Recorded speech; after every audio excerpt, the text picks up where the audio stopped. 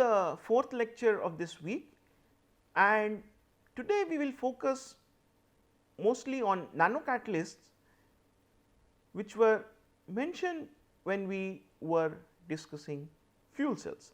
So, in the previous two lectures we discussed about lot of materials that are useful for batteries, supercapacitors, solar cells, wind turbine blades or any other system which were discussed in the earlier modules.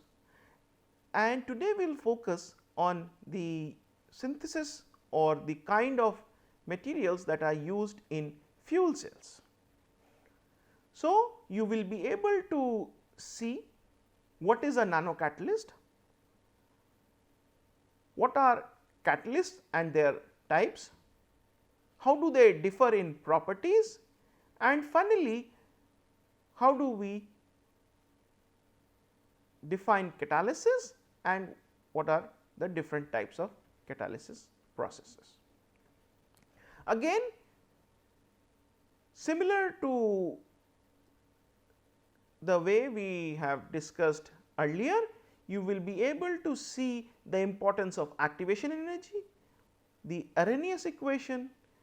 These 2 points have been discussed in earlier module, but we will repeat these concepts here, and I hope that they will become even more clear to you. And 2 new concepts which will become known to you are dealing with homogeneous and heterogeneous catalysis and adsorption phenomena related to these catalysts. So, a catalyst is defined as a substance that accelerates the rate of chemical reaction, but does not take part in the reaction as per se.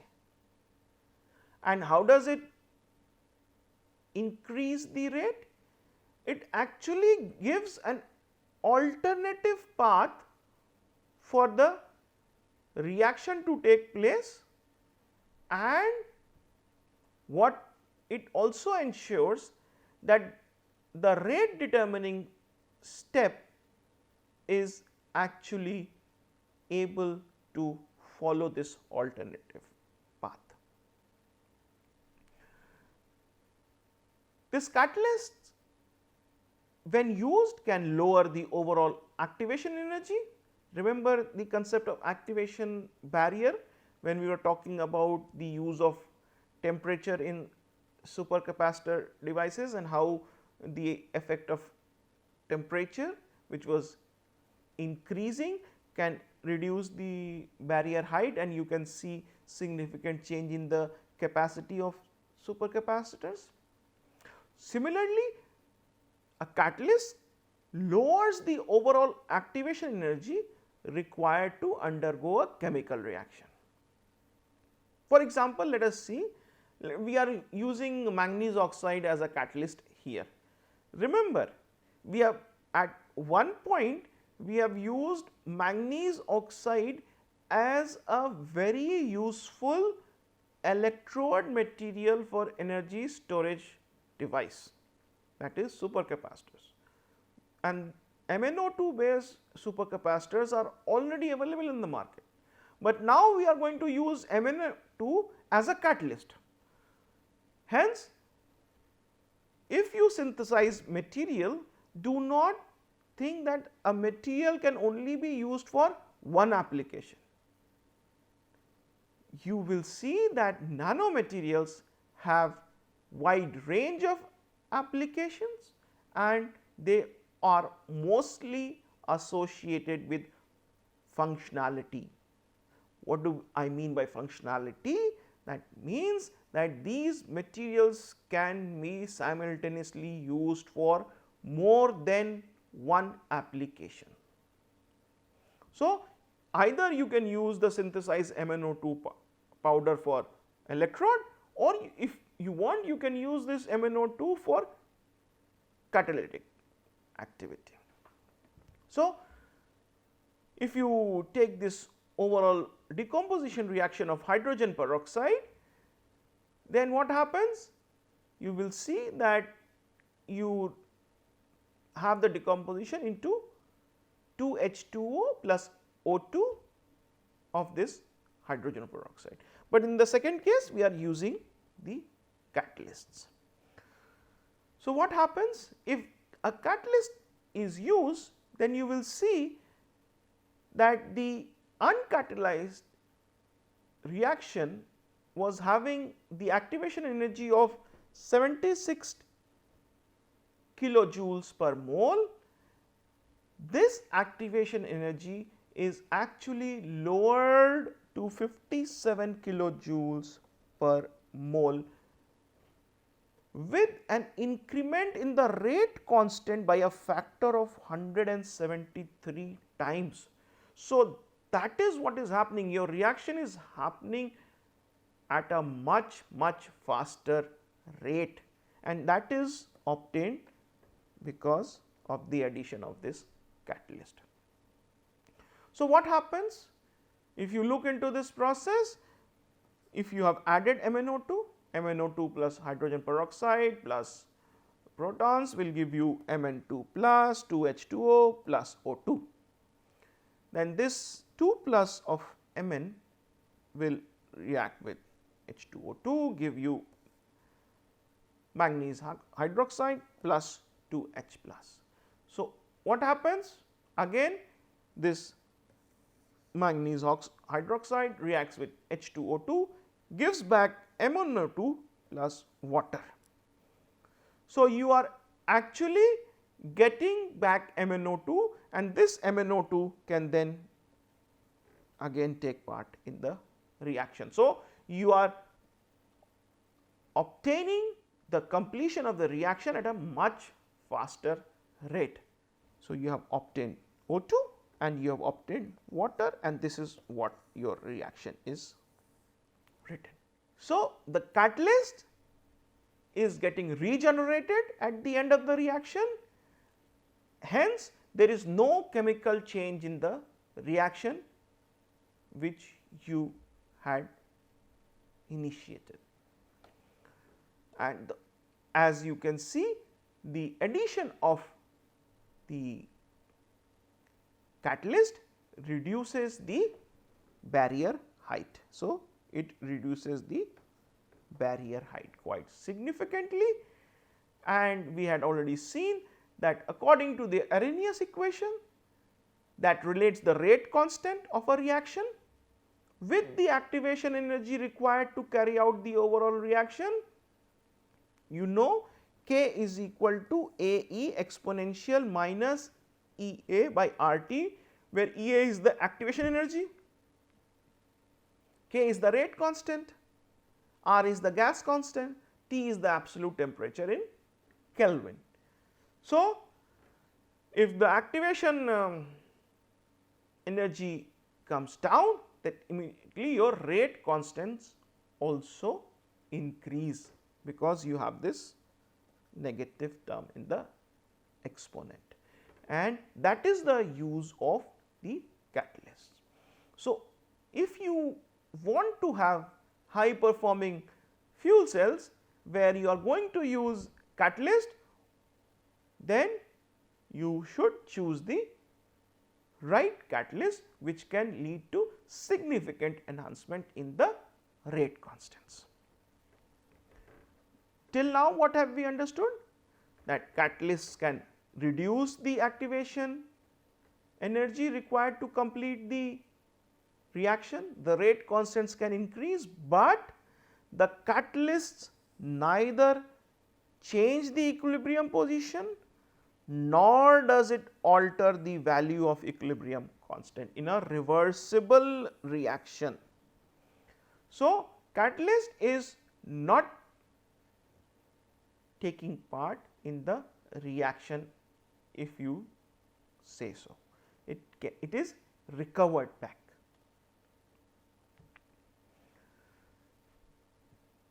What happens during the chemical reaction? The catalyst may actually go a physical change, but it never undergoes a chemical change.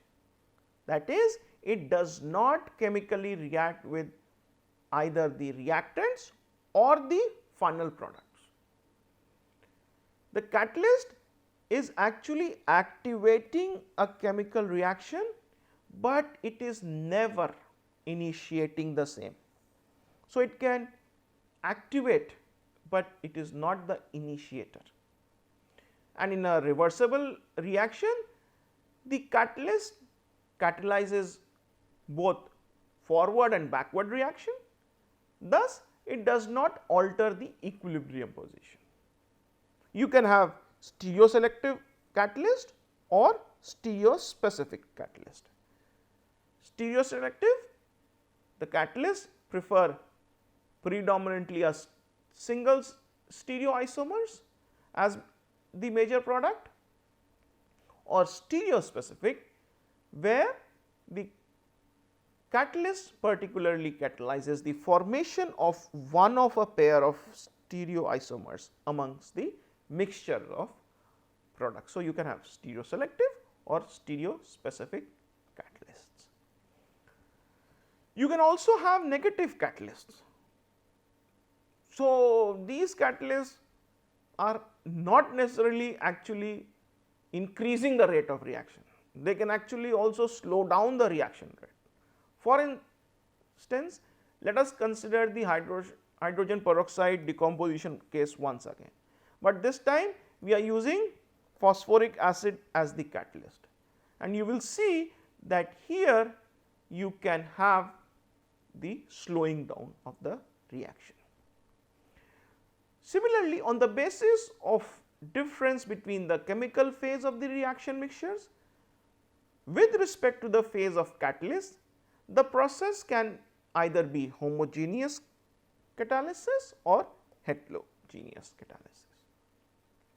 The homogeneous catalysis means that the catalyst is in the same chemical phase as that of the reaction mixtures, and you are having the homogeneous catalysis. And in these examples, you will see that they are more prevalent when you are talking the occurrence of catalysis in gas or liquid phases. In comparison, you have heterogeneous catalysis, where the chemical phase of the catalyst is different from the reaction mixtures, and generally such catalysis occur on the surface of a solid catalyst which has high surface area and porous structures. So, you can consider the Haber's process, where you are using iron or molybdenum based solid catalyst and you are obtaining the nitrogen gas. So, more like heterogeneous catalysis.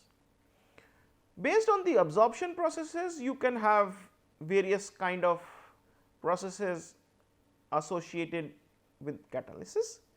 You can have physisorptions or physical absorptions, which are weak absorptions. They are mostly associated with van der Waals forces between the absorbent and the absorbate. Mostly they are reversible and non-specific. You will see the importance of this process when we start talking about the BT technique for determining the specific surface area, and the enthalpy of absorption lies in the range of 20 to 40 kilojoules per mole. You can have chemisorptions, which is much stronger than physisorption, and here the adsorption takes place in a way that you obtain chemical bonds between the absorbate and the absorbent. If you are talking about chemisorptions, then mostly you are talking about cases which are irreversible and specific, and they are associated with much higher enthalpy, maybe up to 240 kilojoules per mole. So, now we have understood that there are catalysts. The catalysts actually help to increase the rate constant. The catalysts actually will not take part in the reaction.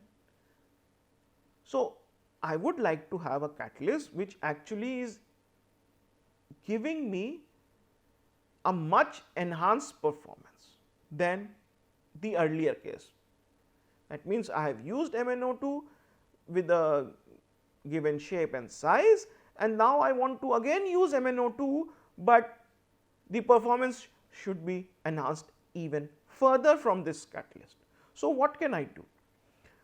So, there are various strategies which are proposed, and one of the most common is by increasing the specific surface area, because the chemical activity of the catalyst is highly influenced by the overall specific surface area of these particles which are constituting the catalyst.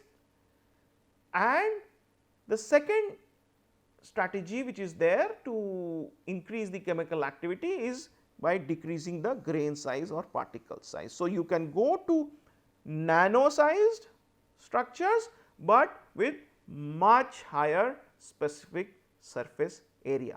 So, you will understand why this topic is being discussed in this week. We have talked to you about nanomaterials, we have talked to you about various synthesis protocols which are used to obtain nanomaterials.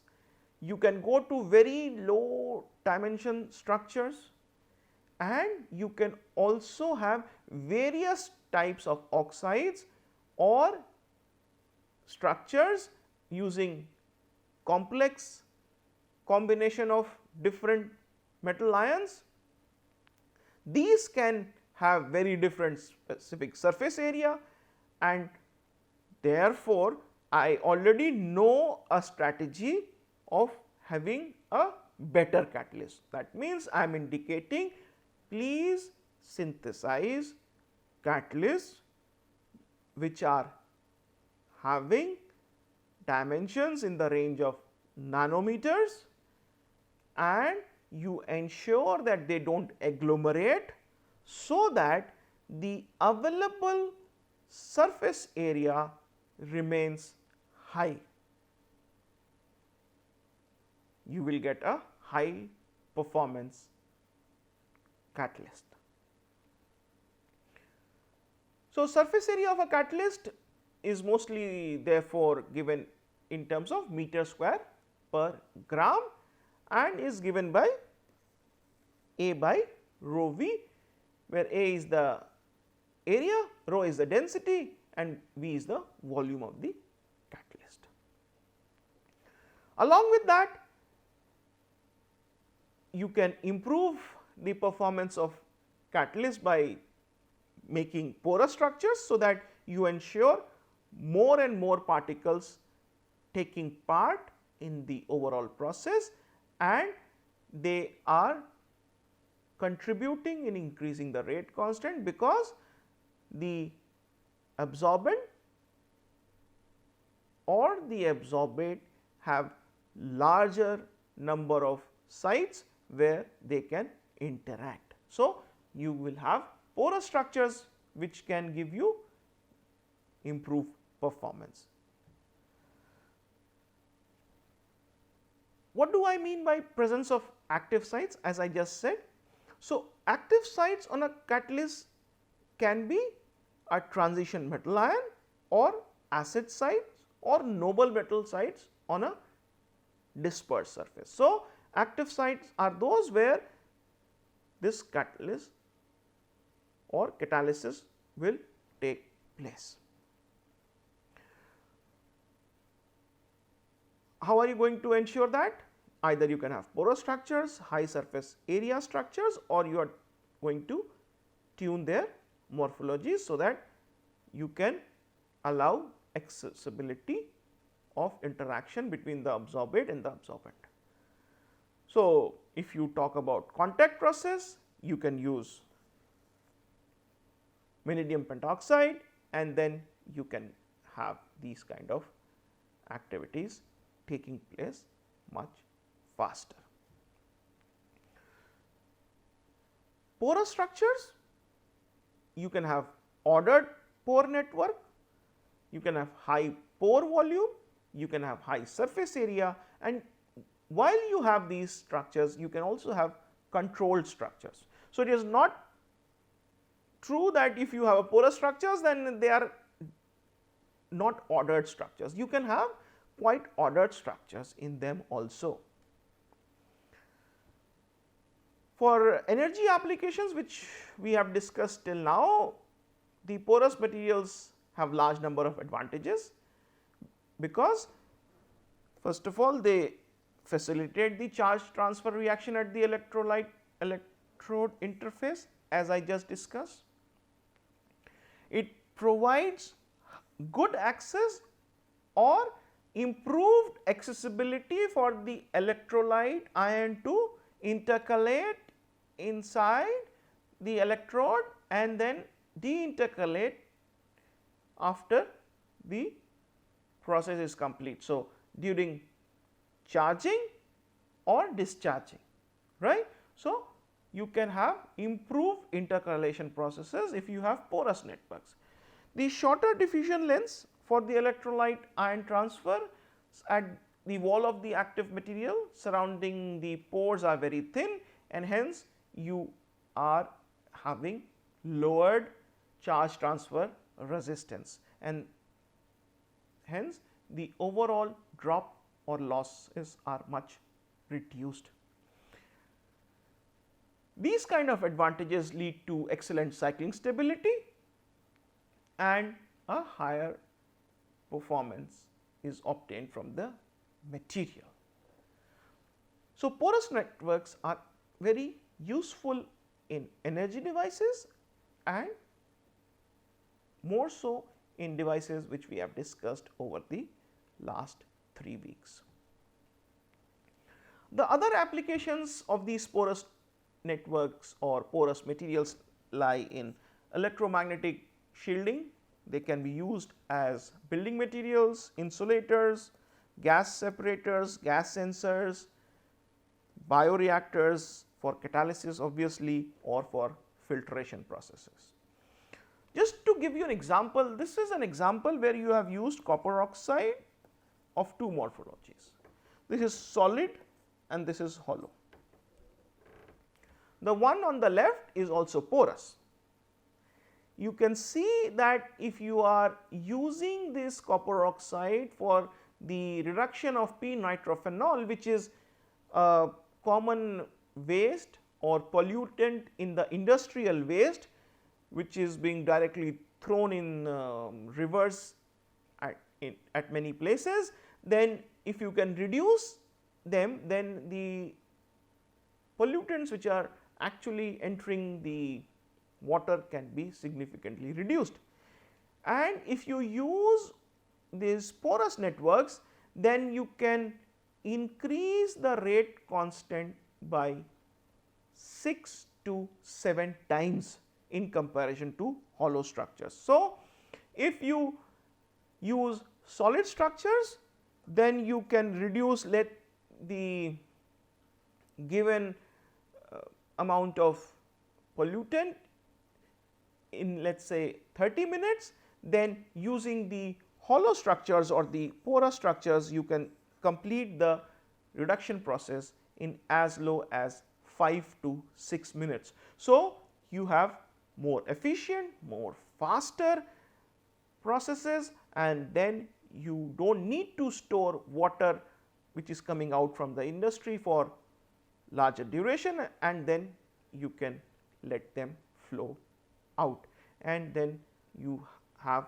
much more efficient management of the wastewater. Similarly, you can talk about the rate constant calculations, and you can see that the rate constant of copper oxide which is commercially available or copper oxides which are used, then they actually vary by an order of magnitude, and the ones which you would use would be the ones which have very high rate constants. There are various types of porous materials which we have used as electrode materials earlier in the devices. So, similar types of materials can also be used as catalysts. So, if you use, let us say, cobalt oxide in supercapacitors, do not think that they are not going to be used anywhere else. They are as useful in, let us say, fuel cell or gas sensing or filtration or similar processes where porous networks are required. You have used iron oxide in magnetic supercapacitors, but they are also useful at many other places. So, these kind of metal oxides which we have been discussing in this course are having large number of applications. So, I will repeat once again. Material, they can be synthesized using large number of techniques. They can have very different performance, and you can choose the material as per the desired or requirement of the end user. If the user wants to use the device material in energy storage device, you will use different structure of the metal oxide, and if the user wants to use the same metal oxide, that is the metal oxide having the same chemical formula, but for catalysis, then you will use a different morphology with different porous structures, because they can clearly tune the response characteristics of these devices. And the importance of these structures is driven by the fact that they are having surface area which is high.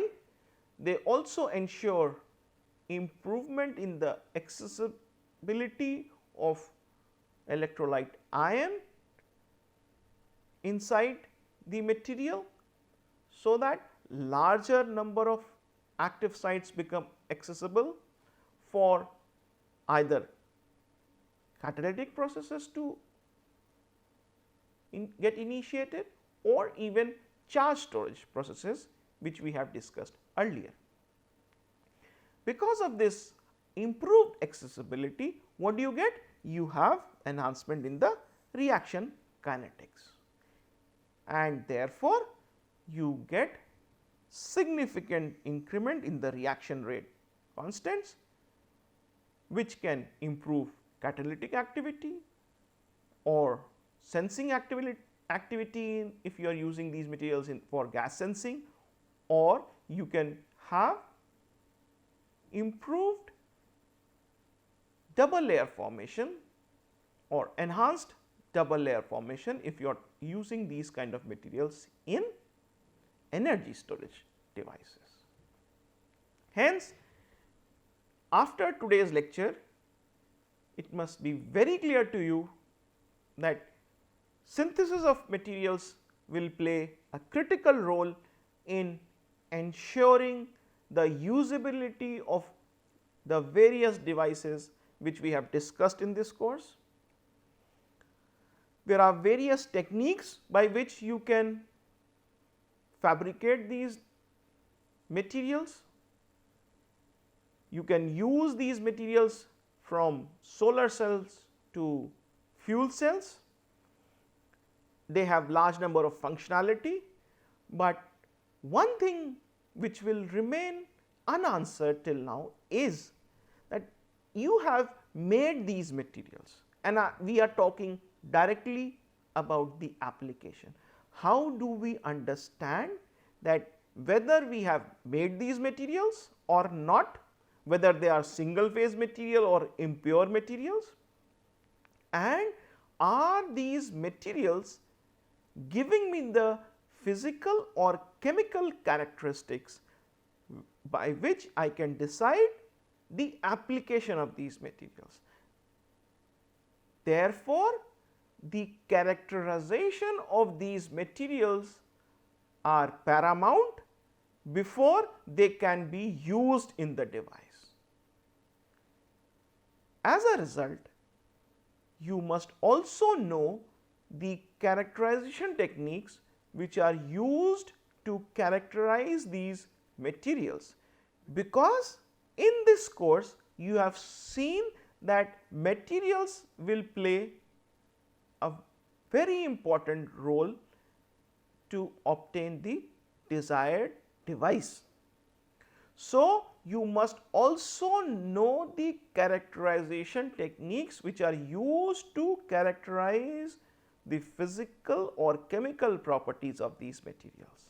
And in the final 2 weeks of this course, we will therefore focus on the characterization techniques that are used to characterize these materials and also the details of the characterization techniques used to characterize some of the devices discussed in this course will also be presented. These are the major reference from where the data were obtained, and I thank you for attending today's lecture.